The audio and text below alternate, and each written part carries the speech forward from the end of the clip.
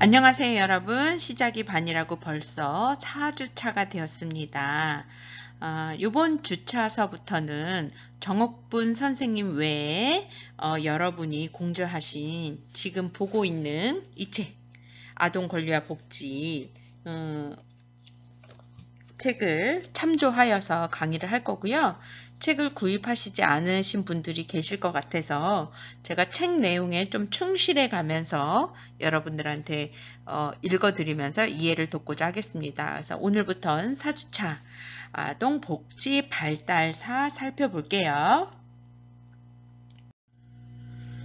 자, 제4장 아동복지 발달사는 두 가지로 나눠서 보겠습니다. 첫 번째로는 외국의 아동복지 발달사를 살펴볼 거고요. 두 번째로는 우리나라 아동복지 발달사를 볼 거예요. 근데 외국의 아동복지 발달사를 보는 이유는 우리가 선진국들의 아동복지, 그러한 법들을 우리 법을 만들 때 많이 영향을 받았기 때문에 한번 살펴보도록 하겠습니다. 자, 먼저 영국의 아동복지 발달사를 볼 텐데요. 영국은 전 세계적으로 아동복지를 위한 기틀을 가장 먼저 수립한 국가예요. 그리고 이제 1961년 엘리자베스 빈민법, 빈민법이라고 하니까 어떤 냄새가 확 이렇게 나세요? 그쵸? 빈곤 문제를 해결하고자 하는 사회구조적 복지에서 출발하였어요. 그래서 빈민에 대한 태도는 시대별로 국가별로 이제 상이하여 어떤 경우에는 상당히 엄격한 반면 또 어떤 경우에는 상당히 관대한 태도를 보이기도 하는데요. 17세기 초반 영국에서는 빈민들을 노동을 통해 구제하는 것이 이제 합당하다고 생각해서 이를 반영한 법이 뭐다? 노동을 통해 빈민을 구제하기 위한 법이 엘리자베스 빈민법이다. 1601년이에요. 그런데 이 노동을 통해 빈민을 구제한다라는 것은 어떤 거냐면 두 개로 나눈 거야. 근로 가능한 한 빈민과 근로 불가능한 빈민. 근로 가능한 한 빈민은 어디로 보내? 작업장을 보내서 일을 하게 만들었고, 그리고 이제 구제를 하게 했고, 근로 불가능한 빈민. 근로 불가능한 빈민은 누구겠어요? 노인이나 장애자이겠죠. 그런 사람들은 어디로 보내요? 구빈원이라는 것을 통해서 구제를 이제 하도록 한 거죠. 그런데 이들이 이제 일을 하면서 이렇게 구제가 됐지만 이 당시 구민 비용을 각 교구별로 부담을 한 거야. 우리나라로 얘기하면 지방자치제로 이렇게 하도록 한 거예요. 그러니까 어떤 지방자치는 구민 비용을 높게 주고 어떤 데는 아주 작게 주잖아요. 그러니까 빈민들이 어디로 다 몰렸겠어요? 높게 주는 데로 당연히 몰렸겠지. 그래서 이런 것들을 막기 위해서 정주법이라는 걸 만들어서 1962년에는 거기서 태어나고 거기서 결혼하고 거기서 견습기간을 거친 사람만이 구제하겠다, 이런 것. 그런 법을 만들었는데, 그런 법을 만들었지만 노동 가능한 사람, 노동 불가능한 사람이 막 그냥 섞이게 돼버린 거예요. 그래서 이러한 문제점을 또 보완하고자 만든 게 1782년 구빈법을 만드는 거예요. 그래서 저임금 근로 가능한 한 빈민을 위한 원외 구제 방식, 원외에서도 그 교구 내에 있는 것만이 아니라 교구 외에 있는 사람들도 다 저임금 근로 가능 빈민으로 구제를 하자, 이제 하게 만든 게 뭐라고요? 구빈법이라고요. 그래서 이 법에서는 작업장을 노인과 고아, 병역자를 위한 시설로 지정함과 동시에 근로 가능 빈민에게 원내 구제 방식만을 제한하였던 종래의 방법에서 벗어나 저임금 근로 가능 빈민을 위한 원외 구제 방식을 도입하였다. 이제 배척을 했는데 이제 그러지 않았다는 거죠.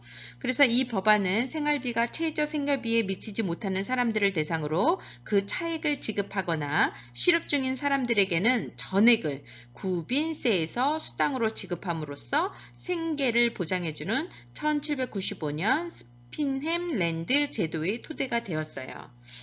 자, 그러면 스핀랜드 제도를 뭐냐? 1795년에 스핀햄랜드 제도는요, 노동을 하지 않아도 그냥 최저 생계비를 보장하는 거야. 그러나 이것은 자본주의 생산 체계와는 상충된다는 점에서 강력하게 비판을 받아서 1834년에서는 개정 빈민법이 제정된 거죠.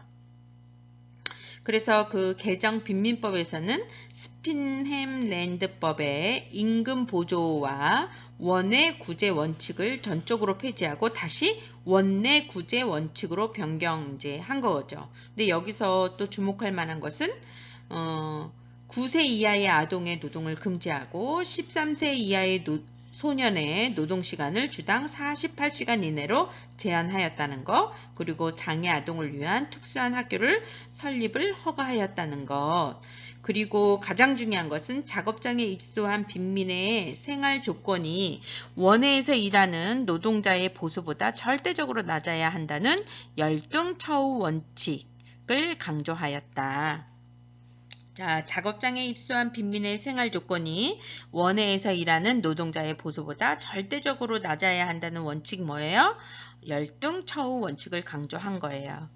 그래서 이처럼 근로 능력에 따라 근로 불가능한 빈민과 근로 가능한 빈민으로 구분하여 이에 따라 상이한 구제 방법을 적용하고 모든 복지 수급자의 상황이 최저임금을 받는 노동자의 상황보다 열등해야 한다는 열등처우 원칙을 적용한 개정 빈민법의 주요 이념이 되었고요. 이런 주요 이념들은 이후 이제 세계 여러 나라나 우리나라의 아동복지 정책에 지대한 영향을 미쳤습니다. 자, 그다음에 두 번째로 공장법의 제정인데요. 이제 산업혁명에서 과도한 노동 착취, 특히 아동의 노동을 제한하는 사회적 운동으로 시작되었어요. 자, 이걸 보면 산업혁명은 영국 아동복지제도의 발전에 영향을 미친 중요한 사건 중에 하나예요. 산업혁명 이후 많은 노동력을 필요로 하는 상황에서 아동은 값싼 노동력을 얻을 수 있는 가장 손쉬운 대상이었고요. 이들은 열악한 노동 조건 속에서 혹사당하는 경우가 많았고 교육의 기회까지 박탈하는 경우가 많았어요. 그래서 이런 점들이 사회적 문제로 제기되어 아동의 노동을 제한하는 사회적 운동이 전개되었고 면직 공장과 모직 공장에서 일하는 아동의 노동 시간을 제한하기 위해 1802년 공장법이 제정된 거예요. 그래서 이 법은 9세에서 13세의 아동은 하루 최대 8시간, 그리고 14세에서 18세의 아동도 하루 최대 12시간 이상을 초과하여 일할 수 없고 9세 미만의 아동은 일할 수 없도록 제한한 거죠. 와, 지금도 우리 8시간 하루에 하면 얼마나 힘듭니까? 그런데 9세에서 13세 아동을 싼 노동력을 착취하기 위해서 아동을 일을 시킨 거죠. 그래서 1833년 공장법은 섬유 공장에서의 일상적인 작업 시간을 규정하기 위해 제정된 것으로 1시간의 점심시간을 포함하여 9세에서 13세 아동은 하루 최대 8시간, 14세에서 18세 아동은 하루 최대 12시간 이상을 초과하여 일할 수 없도록 제한하였고요. 또한 9세에서 13세 아동은 매일 2시간씩 교육을 받도록 규정하고 이 법의 시행을 위해 감독 관제를 도입했어요. 그래서 그리고 1847년 이제 공장법을 통해서 모든 공장의 여성과 아동의 노동 시간을 하루 10시간으로 제한하게 되었습니다. 자, 세 번째로 커티스 위원회 보고서입니다. 19세기 중반에 이르러기까지 영국 아동복지의 근간을 이루었던 것은 빈민법이라고 할 수 있는데 이후 영국에서는 유아유기, 유아매매 문제 이런 것들이 일어나기 시작한 거예요. 그래서 이런 것들을 규제하기 위해서 뭐 유아생명보호법, 그 다음에 뭐 출생신고 의무화하는 거, 아동학대 방지법, 뭐 이런 것들이 이제 만들어졌어요. 그러나 제2차 세계대전 이후 영국의 아동 정책에 영향을 미친 중요한 사건 가운데 하나가 이제 1946년도에 커티스 위원회 보고서인 거예요. 이 보고서는 그 커티스 위원회라는 것은 정상적인 가정생활을 박탈당한 아동들을 보호하기 위한 목적으로 정부에서 임명한 위원들로 구성되었는데 이 위원회의 보고서는 집단 양육시설에서의 성장한 아동들이 여러 가지 발달상의 문제를 보일 가능성이 높고 성인이 되어서도 대인관계 문제나 알코올 의존증, 범죄에 노출될 위험이 높다는 사실을 지적하면서 가정위탁 보호가 시설 보호보다 우월하다고 이제 주장한 거예요. 그래서 이러한 원칙은 영국 빈민법에 근거하여 이루어졌던 아동에 대한 시설 보호가 아동 발달에 역기능적인 영향을 미칠 수 있음을 지적한 것이라고 이제 볼 수 있는 거죠. 그래서 영국은 이때까지 엘리자베스 빈민법에 따라 작업장에서 근로를 통해 요 보호 아동을 구제해 왔으나 커티스 위원회의 보고서가 발표되면서 정부 차원에서 현대적 의미의 가정위탁 사업을 제도화하기 시작했습니다. 또한 이 위원회의 보고서를 기초로 하여 아동복지의 기본 골격을 형성하게 된 1948년 아동법이 이제 제정되고 아동국이 설립되었습니다. 자, 이번에는 네 번째로 다양한 아동복지법의 제정 및 시행인데요. 1870년 세계 최초로 5세부터 초등 의무 교육이 실시되었고 1974년 아동수당법이 제정되어서 보편주의적 복지 이제 이념에 따라서 이제 아동을 낳기만 하면 이제 아동수당을 주게 된 거죠. 아동이 있는 집은. 그래서 1989년 아동법 입법은 부모가 자녀 양육의 1차적 책임이고 법원이나 지방정부에서 아동보호 담당 시 아동의 이익을 최우선으로 한다라는 그런 아동법이 생겼습니다. 그리고 1991년 부모 헌장이 제정되었고요. 1997년 슈어스타트 정책이 시행됐습니다. 모두가 다 슈어스타트 시작은 같아야 한다. 예, 출발점은 같아야 한다. 그 출발점은 확실해야 한다. sure. sure 확실하다는 거죠. 그래서 sure 스타트 정책이 지금까지도 시행되고 있죠. 그래서 1997년 가난하게 태어난 아이나 뭐 어떤 아이든 시작은 확실하게 해야 된다라는 입장에서 sure 스타트. 이건 어디서 영향을 받은 거예요? 미국의 헤드스타트에 영향을 받은 거죠. 그리고 2003년 아동조세 공제 제도가 시행되었고 2004년 무상교육 연령을 3세로 이제 확대하였습니다. 자, 이제 이어서 다양한 아동복지법의 제정 및 시행인데요. 2005년에는 Earth Matters 청소년 문제 그 다음에 2007년에는 Children's Plan 등 아동 청소년 정책이 이제 발표되었고요. 아동수당법, 아동입양법, 아동청소년법, 아동빈곤법, 아동학교가족법 이제 이런 것들을 통해서 아동복지를 계속 해왔는데 재정에 문제가 생긴 거 아니에요. 아동에 대한 그런 복지를 많이 하다 보니까 그래서 2011년도 그런 돈이 부족하니까 복지개혁안 법안을 통해서 고소득층에 대한 무상 혜택은 축소 이제 하게 된 거죠. 너무 이제 재정이 고갈되어서 이렇게 영국은 살펴볼 수 있습니다. 자, 이제 두 번째로 미국의 아동복지 발달 사례를 볼게요. 미국의 아동복지 제도는 영국의 영향을 많이 받았고요. 노동을 중시하는 청교도적인 가치관이 그 근간을 이루고 있어서 이제 빈곤, 이거는 개인의 책임이며 근로 노동력이 있는 아동의 경우 노동을 통해 구제해야 한다는 인식이 지배적이었어요. 그래서 이제 첫 번째로 위탁가정 운동이 실시된 이유는 미국의 아동복지는 종교단체를 중심으로 이루어진 시설보호제도가 그 시발점이 돼요. 그래서 1727년에 뉴올리언스의 우슬린 수도원에서 인디언에게 이제 부모를 잃은 아동을 위한 보호시설이 최초로 이제 설립되어서 이제 시설보호제도가 이제 마련하게 되었습니다. 그래서 19세기 후반에 빈곤 아동 보호 시 시설보다는 가정이 적절하다라고 해서 위탁 가정 운동이 시작됐고 그것은 이제 종교단체에서 먼저 시작을 했는데 1853년 뉴욕 아동 구호협회 협회 위탁 가정 서비스가 실시되었다. 그런데 이렇게 실시되었을 때의 문제점들이 뭐 어떤 거였냐면 초기에 이제 아동의 욕구, 아동을 돌보고 그런 욕구보다도 아동을 위탁하려고 하는 사람들이 근데 그 위탁 가정에서 그 아동을 노동력으로 사용했다는 거죠. 그러니까 어떻게 했겠어요? 1895년에는 아동노동법이 제정되어서 14세 이하의 아동의 노동 및 야간 작업 금지와 노동시간 제한 등을 이제 규정하는 법이 이제 생기게 되었습니다. 자, 이제 두 번째로 1차 백악관 회의인데요. 아동 문제에 대한 전 국민의 관심을 유발하게 된 것은 1909년 1차 백악관 회의였어요. 그래서 1차 백악관 회의에서는 대규모의 아동 수용시설에서 아동과 양육자 간의 애정결핍으로 인해 유발되는 문제의 심각성이 제기되면서 이제 소집된 것인데요.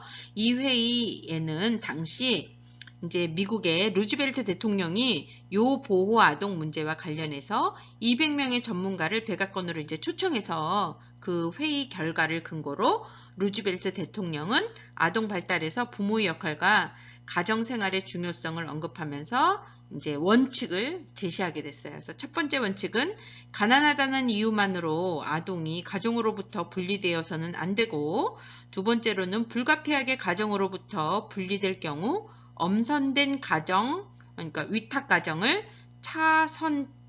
차선책으로 고려할 수 있고, 세 번째에서는 시설을 이용할 경우에는 소수자 형태가 바람직하다는 것이었어요. 그래서 즉 과거에는 요 보호 대상 아동을 시설에 수용하여 구제하는 것이 바람직하다고 생각했으나 점차 가족이나 이웃, 지역사회의 지원을 통한 구제가 보다 바람직하다고 이제 생각되어서 제1차 백악관 회의를 계기로 1912년 아동 문제를 전담하는 이제 아동국이 설립되었고 전반적인 아동 문제를 담당하게 이제 되었다는 거죠. 그래서 제일 중요한 건 1차 백악관 회의를 통해서 1912년에 아동국이 설치되었다는 것입니다. 그리고 세 번째로 사회보장법의 제정인데요. 미국은 아동복지를 포함한 모든 사회복지법이 주를 중심으로 발전해 왔어요. 그래서 영반법에서는 아동복지 관련 기본법이 별도로 명시되어 있지 않고요. 이와 관련된 내용은 사회보장법에 포함되어 있습니다. 따라서 1935년 사회보장법의 제정은 아동복지사업의 국가 개입의 기틀을 형성한 계기가 되었습니다. 그래서 사회보장법은 요 보호 아동들이 연방정부가 제공하는 공공부조의 혜택을 받을 수 있도록 요 보호 아동 부조 프로그램을 처음으로 규정하였는데요. 이것은 가정에 있는 요 보호 아동이 자신의 가정이나 친척집에 머물 수 있도록 도움을 주는 주 정부의 보조금 제도뿐만 아니라 가정이 없는 요 보호 아동에게 지급되는 연방 정부의 보조금 제도를 명시했고요.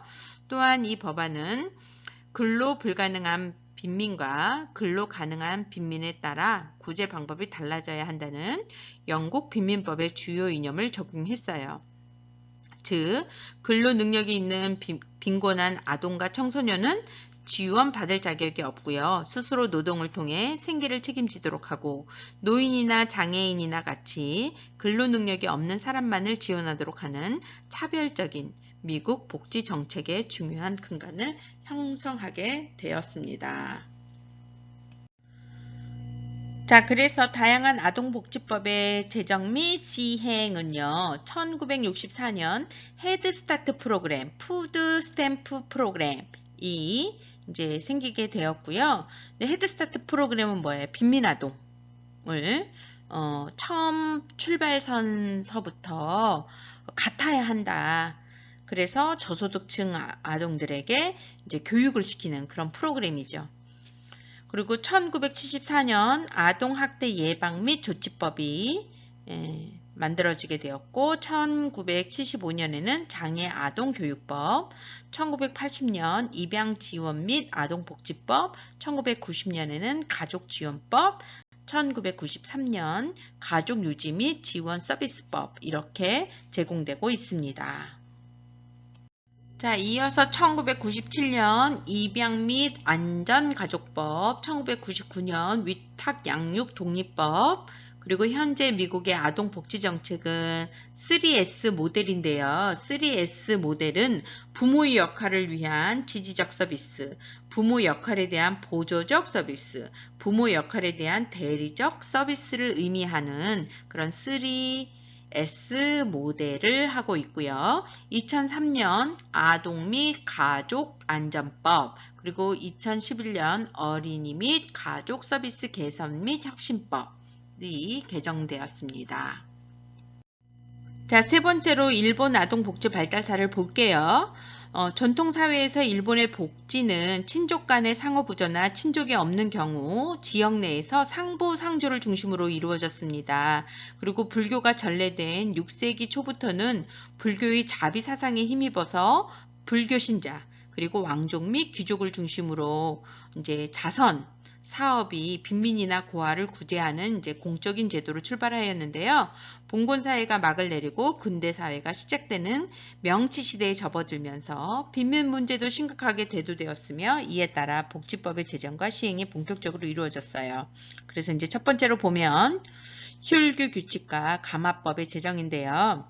국가주도의 계획적 조직적 아동복지는 명치시대에 정부가 이제 기아에게 양육비를 지급하는 거, 그리고 3명 이상의 자녀를 출산한 빈곤 가정의 어머니에게 이제 쌀을 지급하는 급여방을 제정함으로써 시작되었습니다. 그러나 이후 전국적 구매의 규제책이 필요해짐에 따라서 1874년 공적 구민법이 혈규 규칙이 제정되었고요. 이는 일본 최초의 사회복지법으로 그 내용은 근친 및 공동체에 의한 상호부조를 원칙으로 하되 이것이 어려운 폐질환자, 노약자, 중병자와 13세 미만의 고아는 국가가 구제한다. 이런 건데요. 혈규 규칙은 빈민구제의 책임을 누구한테 돌린 거예요? 근친. 에게 돌렸다는 점에서 형식적인 규칙이라고 볼 수 있고요. 명치시대의 또 하나 이제 중요한 법률은 1900년대의 가마법인데요. 이는 아동복지법과 소년법 중간에 위치하는 것으로 시설 보호를 법적으로 명시한 일본 최초의 법률입니다. 그래서 이는 국가가 일정한 책임을 진다는 것을 의미하는 것으로 일본 최초의 빈민구제법이라고 할 수 있습니다. 자, 이제 두 번째로 구호법과 소년보호법의 제정인데요. 소아시대에 접어들면서 다양한 사회사업 법규가 공표되었는데 혈규 규칙이 폐지되고 구호법이 제정되고 그리고 감호법이 폐지되고 소년보호법이 제정되었는데요. 1929년 구호법은 빈곤자의 보호를 공공의 의무로 규정하고 구호 대상을 빈곤자와 생활불륜자로 한정했다는 거. 그리고 1933년 소년보호법은 13세 미만의 불량 아동을 소년보호원에 입소시켜서 이제 아동을 보호한다는 것입니다. 이제 세 번째로 아동복지법과 아동헌장의 제정인데요. 2차 세계대전 이후 혼란한 상황에서 국민의 최저생활을 보장하기 위해 1946년에는 기존의 구호법, 모자보건법 등을 통합한 구생활보호법이 제정되었고요. 전후 일본에서는 수많은 기아와 고아들이 발생하였으며 정부에서는 이들의 구제를 위해 많은 노력을 하였으나 당시 경제적 여력에 한계가 있어 민간 차원에서 구호 사업을 주도하는 형편이었습니다. 이러한 상황에서 요보호 아동을 포함한 모든 아동의 건전한 발달을 보장하기 위한 정부의 책임을 명시하기 위해서 1947년 아동복지법 이 이제 제정되었는데요. 아동복지법은 요보호 아동을 포함한 모든 아동의 건전한 발달을 보장하기 위한 정부의 책임을 명시한 거예요. 그리고 1951년도에 아동헌장을 제정 공포했고요. 보육서는 이제 법적 기관으로 인가를 얻게 되었습니다. 자, 이어서 다양한 아동복지법의 제정과 시행을 보면 1964년 특별아동부양수당의 지급에 관한 법이 생기게 되었고 1965년 모자보건법, 1971년 아동수당법, 1997년 아동복지법이 전면 개정되었고 2000년 아동학대 방지에 대한 법률이 제정되었습니다.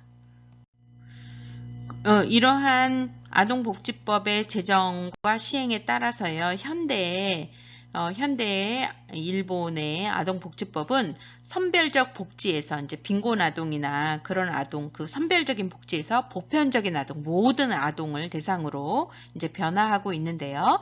1994년 엔젤 플랜이 생기게 된 거죠. 왜 엔젤 플랜이 생기게 됐어요? 여기서도 소자와 이제 저출산 때문에 이제 엔젤 플랜이 생기게 되었습니다. 1994년 엔젤 플랜 육아 지원 사회가 구축되었고 1999년 뉴 엔젤 플랜 그리고 2002년 소자와 대책 플러스 원, 2003년 차세대 육성 지원 대책 추진법, 그리고 2004년 자녀 양육 응원 플랜. 자꾸 이래도 아기를 안 낳으니까 아기를 낳으라는 그런 법이죠. 자, 이름만 들어도 알겠죠? 그리고 2007년 아이들과 가족을 응원하는 일본 중점 전략, 그리고 2009년 아동복지법과 차세대 육성 지원법이 일부 개정되었습니다. 자, 이제 다음으로 우리나라의 아동복지 발달사를 볼게요. 1950년대까지는 사회 구호 단계라고 이야기를 하고요. 1960년에서 70년대를 선별주의 단계라고 이야기를 하고요. 1980년대 이후부터는 보편주의 지향 단계라고 합니다. 하나씩 살펴볼게요. 자, 먼저 전통사회의 아동복지를 볼게요. 이제 삼국시대는 문헌을 통해서 보면 아동보호는 고아나 기아를 중심으로 제한적으로 이루어졌고요. 친족 부양을 우선시하여 요 보호아동의 문제를 가급적 가족 내에서 해결하도록 했어요. 그래서 국가는 자연재해와 같은 위기 상황에서 일시적으로 고아들을 대상으로 구제정책을 실시하였고요. 민간 차원에서 고아를 노비나 양자로 드리는 방법으로 구제가 이제 이루어졌습니다. 그다음에 이제 고려 시대에 와서는 이제 불교의 자비 사상에 입각해서 고아나 기아, 빈곤 아동을 사찰이나 기관에서 수용해서 이제 보호를 했다. 그래서 특히 민가의 이제 수양, 양자나 노비로 삼는 그러한 이제 걸로 이루어진 거죠. 자, 이제 조선시대에도 민가수양, 오늘날 이제 입양제도와 이제 유사한 건데요. 민가수양제도는, 가정양육을 우선시하는 현대사회의 아동복지 이제 개념과도 일맥상통하는 것인데, 정조 7년에는 자율전칙이라는 법령을 제정하여 유기아동이나 불황걸식 아동들을 민가나 관가에서 수양하는 것을 제도화한 것을 말해요. 그래서 이러한 간행들은 요보호아동의 구제에서 가족뿐 아니라 관의 개입이 필요함을 인정한 것으로 볼 수 있어요. 그러나 이제 전통사회에서의 우리나라 아동보호는 어디까지나 요보호아동 중심의 일시적인 구제책이 주를 이루었고 관에 의해 주도적으로 이루어지기보다는 이제 민간 차원에서 이제 수양 아들로 또는 노비로 이렇게 이루어졌다. 그래서 전통사회의 아동 보호는 요보호 아동 중심의 일시적인 구제책이나 민간 차원의 보호가 이제 특징이라고 할 수 있습니다. 자, 근대에 들어서 아동복지는 외국인 선교사들에 의해서 실시가 되었는데요. 1854년 조선영해회는 프랑스 신부 메스텔에 의해서 영회회가 만들어졌는데 이것은 이제 버려진 아이들을 교우의 집에 위탁, 양육하는 최초의 아동복지 사업을 시작한 것이다. 그리고 1885년도 프랑스 신부에 의해서 만들어진 영해원인데요. 이것은 고아원을 설립한 거예요. 그래서 최초의 우리나라의 근대적인 아동복지시설, 고아원으로서의 아동복지시설이었다. 그리고 1905년도에 경성고아원이 이제 설립이 되었는데 조선 총독부의 2010년에 인수됨으로써 재생원이라는 이름으로 개칭되었고요. 1923년 조선 가마령은 불량 걸식 아동 고아를 위한 구호시설이 이제 만들어지게 되었고, 1944년도에는 65세 이상의 이제 노쇠약자 노인들이나 13세 이하의 아동, 임산부 등 노동 능력이 없는 사람을 위한 조선 구호령이 이제 설치가 되었습니다. 이처럼 우리의 아동복지는 공적 차원의 구조활동보다는 민간 차원의 운동이 전개되었고요. 특히 천교도의 소년운동, 아동문학을 중심으로 아동 권리 향상을 위해 이제 노력을 했죠.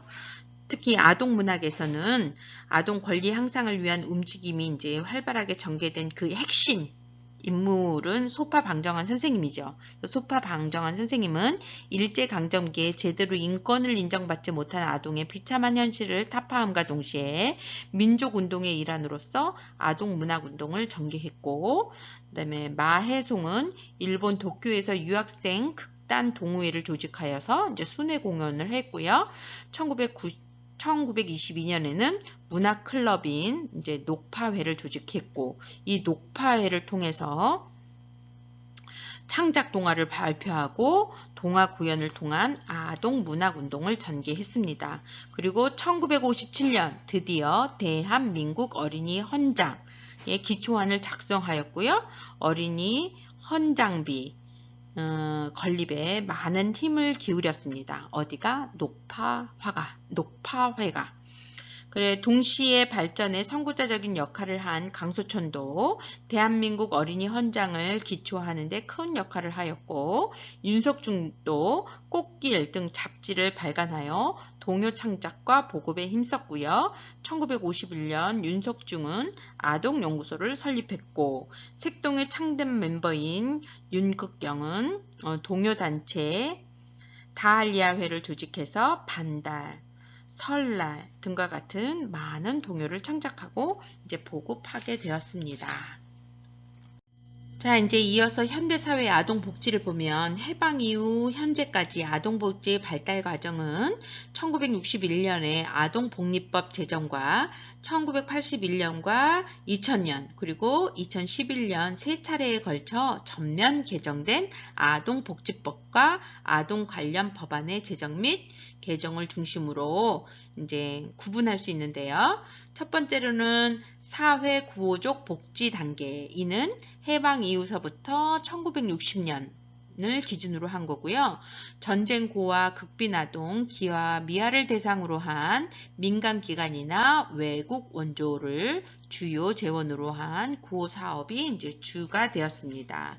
그래서 첫 번째 현대에 들어오면서는 해방 이후서부터 1960년대를 뭐라고 한다? 사회 구호적 복지 단계라고 한다. 자, 두 번째 단계로 선별주의적 복지 단계인데요. 1961년서부터 1980년도 사이를 말합니다. 그래서 아동복리법이 이제 제정되었는데요. 이것은 일제강점기에 조선가마령 그리고 조선구호령을 기초로 제정되었고요. 1952년 발족한 아동복리위원회에서 아동복지 기초분과위원회를 구성하여 보건사회부에서 동법의 입법화를 건의한 것에 모태가 되었다. 그래서 1961년 법률 제912호로 제정된 아동복리법은 법적으로 아동의 복지에 대한 국가와 사회의 책임을 최초로 명시한 것으로 아동복지법을 정부 차원에서 제도화했다는 것, 여기에 이제 의의를 찾을 수 있고요. 그리고 이를 계기로 정부 차원의 복지 정책이 수립되고 다양한 복지 사업의 제도화를 통해 아동 복지의 기틀을 이제 마련했습니다. 그래서 1961년도에는 아동을 비롯한 생활 무능력자 보호를 위한 생활보호법, 그리고 시소 아동을 위한 고아의 후견 업무에 관한 법률, 고아 입양 특례법이 제정됨으로써 아동 복리를 증진시키기 위한 제도적 기반이 이제 마련해지게 된 거죠. 그리고 이 시기에는 시설 보호보다는 가정 보호의 중요성을 이제 인식하고 대안으로 방법을 모색했는데요. 정부에서는 시설보다는 가족의 중요성을 강조하고 불가피하게 가족과 살 수 없는 아동에게 대안 가족을 형성하게 함으로써 가족 간 유대감을 경험하게 이제 해 주었습니다. 그래서 타가 사업, 결혼 사업 이런 것도 하게 되었다. 그렇지만 이런 많은 사업을 하기는 했지만 뭐였다? 선별적 복지였다. 보편적 복지가 아니라 불우한 아동을 위한 선별적 복지, 그리고 민간시설이나 자발적 참여 위주의 그러한 복지를 했다. 그래서 선별주의적 복지 단계라고 합니다. 자, 이제 보편주의적 복지 단계는 1981년도서부터 1999년인데요. 보편주의라고 하는 것은 요보호 아동뿐만이 아니라 일반 아동에게도 복지를 한다라는 개념인 거잖아요. 그래서 이때는 산업화로 맞벌이 가정이 증가됐고 그 다음에 이혼율이 더 증가되어서 아동을 맡길 데가 없었잖아요. 그러다 보니까 보육사업이 더 많이 필요하게 되어서 법으로 제정된 것들이 많죠. 그래서 이 시기에는 산업화 과정에서 나타나는 가족 해체에 따른 자녀 양육 문제나 맞벌이 가족의 자녀 양육 문제가 중요한 이슈로 부각되었고 이에 따라 가정위탁사업이나 결혼사업과 같은 요보호 아동을 위한 복지뿐만이 아니라 어린이집의 확충과 같은 일반 아동을 대상으로 한 보편적인 아동 복지의 필요성이 이제 강조된 시기이기 때문에 보편주의적 복지 단계라고 이제 말한다고 했어요. 그래서 이 시기에는 1982년도에 유아교육진흥법, 모자보건법, 그 다음에 청소년 육성법, 특히 1991년도에는 영유아 보육법, 그리고 청소년 보호법이 이제 제정되었어요. 그래서 다양한 종류의 아동 복지 관련 법이 이제 제정되었다. 그리고 특히 이 시기에는 1986년도에는 아시안게임, 그리고 1988년도에는 뭐가 있었죠? 올림픽. 이런 것들을 통해서 이제 세계의 지목을 받게 되었잖아요.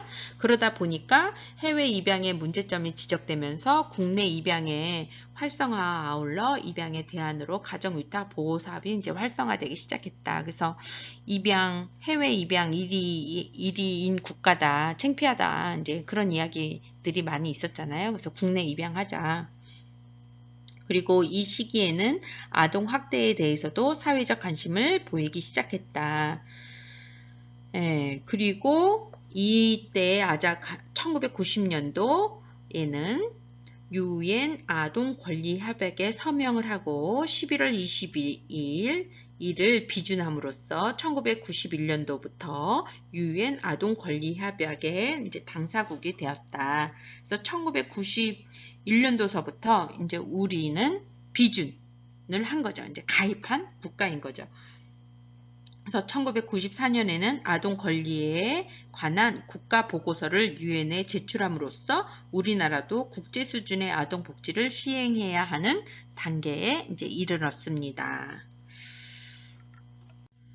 자, 이어서 2000년 개정 아동복지법으로 학대 피해 아동에 대한 복지 서비스를 제공했고 아동 안전에 대한 제도적 지원, 아동 복지시설의 종류와 기능의 다양화가 되었습니다. 그래서 아동 중심의 복지 정책을 했고요. 아동 발달의 최적의 환경, 그래서 발달에 적절한 개입을 위해서 특히 보육에서는 어떤 것들이 있었냐면 2004년에는 영유아 보육법 제30조에 근거해서 보육 서비스의 질적 향상을 도모하기 위한 어린이집 평가 인증 제도가 도입된 거예요. 아동 발달에 최적의 환경을 만들기 위해서. 그래서 2005년에는 어린이집 평가인증 시범 운영을 실시하게 되었고 2006년에는 평가인증 사업을 육아정책개발센터에서 위탁하여 평가인증 사업을 확대 실시하였고 그리고 2010년부터는 한국보육진흥원에 위탁하여 평가인증 사업을 실시하고 있습니다. 어린이집의 종사자가 아닌 사회복지사들은 잘 모를 텐데 이 단계, 권리지향적 복지 단계의 하나로서 특히 아동 발달에 최적의 환경을 주고자 평가인증제라는 것을 도입을 해서 어린이집의 환경, 근데 그 환경에는 시설적인 거, 교사, 그 모든 그런 질적인 또는 양적인 또는 시설적인 이런 환경을 인증하는 사업을 하게 됐다. 지금은 평가제지요. 인증이 아니라 평가제로 이제 바뀌었습니다. 그래서 사회복지 전공자들은 어린이집의 그 환경을 그래도 복지 수준, 어느 정도의 복지 수준으로 하고자 나라에서 이렇게 검열을 한다, 검증을 한다, 그리고 지도, 감독을 한다, 그리고 지원한다. 이렇게 이해하시면 됩니다. 그래서 권리지향적 복지 단계는 아동의 권리를 향상시키기 위한 법률적 지원으로서 2011년 아동복지법을 전면 개정했고 2015년 이제 3월에 일부 개정을 해서 아동 종합 실태 조사 결과를 바탕으로 아동 정책 기본 계획을 수립, 시행, 그리고 아동 학대 예방과 방지, 아동 학대 행위자의 계도를 위한 교육 등에 관한 홍보 영상 방송, 아동 복지 서비스의 안정적 추진을 위한 근거와 아동 정책을 효과적으로 수행하기 위한 정책적 기반을 마련했습니다. 그래서 아동보호, 아동학대의 적극적 예방 및 대처를 위해 2015년에 일부 개정을 했습니다. 그래서 권리지향적 복지 단계에 있어서는 특히 아동학대, 그 다음에 건강한 아동의 발달을 위한 그런 환경, 이런 것들을 위한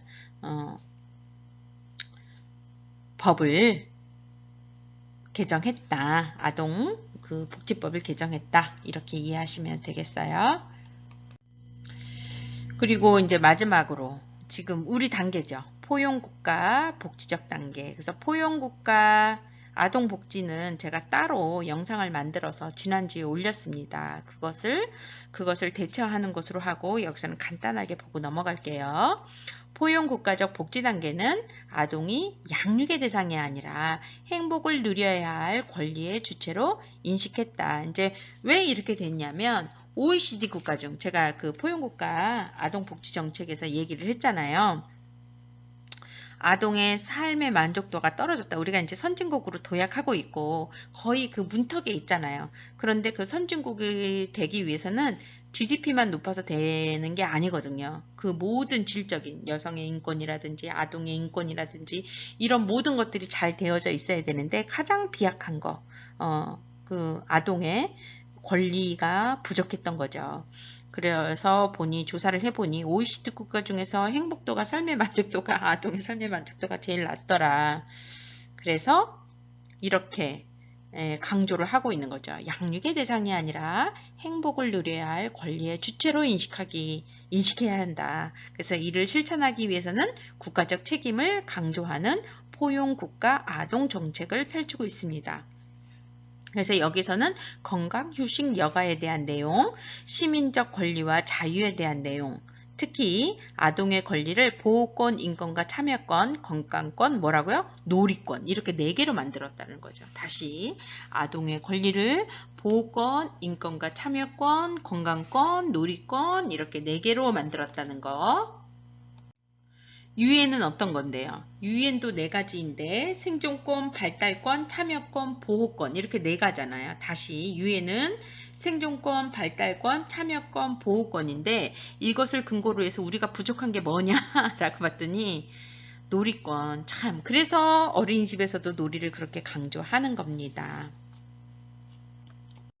특히 아동권리보장원을 신설해서요. 요보호아동 지원, 또 요보호아동 자립지원, 아동돌봄, 아동학대 대응 및 예방, 그리고 아동실종 대응 업무 등을 통합적, 체계적으로 수행, 이제 각자 이렇게 분리되어 있던 것을 아동권리보장원이라는 것을 이제 신설을 해서 거기서 통합적으로 이제 다 관리, 감독하도록 만들었습니다. 그래서 특히 아동권리보장원에는 여러분들 다 회원가입하셔서 거기서 이루어지는 정보들을 받아보시길 바래요.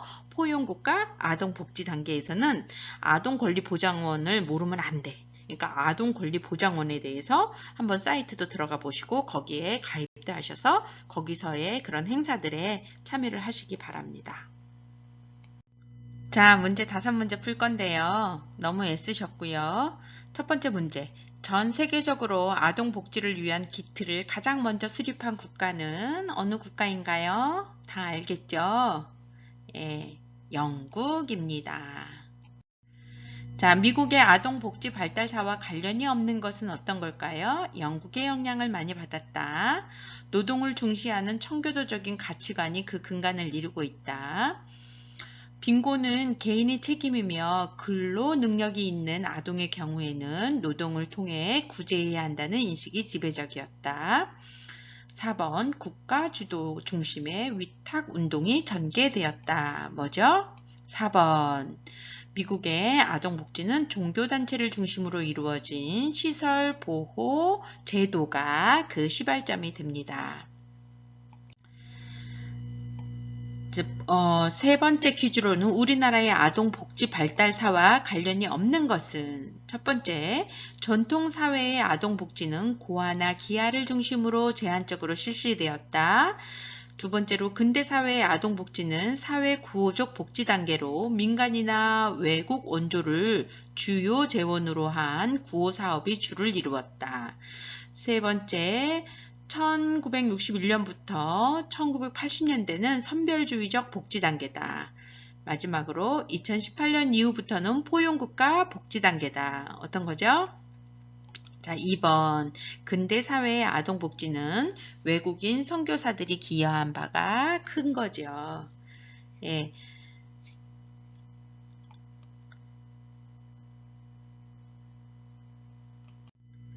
네 번째 포용국가 아동복지에서 아동의 권리에 속하지 않는 것은 우리나라 거 말하는 거예요. 유엔 거 말고. 첫 번째로 보호권, 인권과 참여권, 발달권, 놀이권. 뭐죠? 예, 발달권은 유엔이죠. 그쵸? 우리나라 포용국가 아동복지에서 아동의 권리는 보호권, 인권과 참여권, 건강권, 놀이권 4개의 영역입니다. 마지막. 포용국가 아동정책을 효율적으로 수행하기 위해 2019년 신설된 기관의 명칭은 뭐라 그랬죠? 키움센터, 아동권리보장원, 중앙육아종합지원센터, 한국보육진흥원. 뭐죠? 그쵸. 아동권리보장원입니다. 정말 수고 많으셨습니다.